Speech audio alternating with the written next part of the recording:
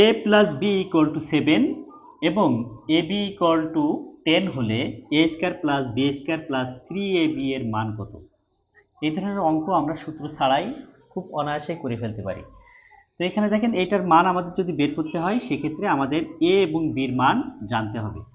তো এখানে দুইটা শর্ত দেওয়া আছে যে এ বি যোগ করলে 7 হয়, এ বি গুণ করলে 10 হয়।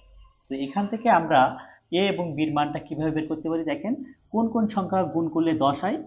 আমি যদি বলি 5 দুগুণ 10, অর্থাৎ এর মান যদি আমি 5 ধরি এবং বির মান যদি 2 ধরি তাহলে 5 দুগুণ 10।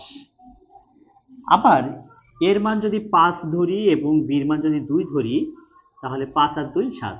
অর্থাৎ এ এবং বির মান যদি আমরা 5 এবং 2 ধরি তাহলে দুইটাকে স্যাটিসফাই করে।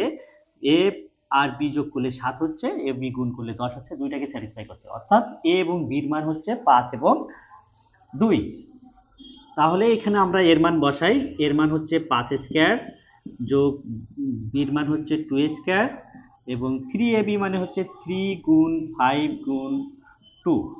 এখন এটা যদি করি 25 যোগ 4, 3 5 15, 15 দুগুণ 30, এগুলো যোগ করলে হয় 59। সুতরাং সঠিক উত্তর এইটা। ভালো লাগে।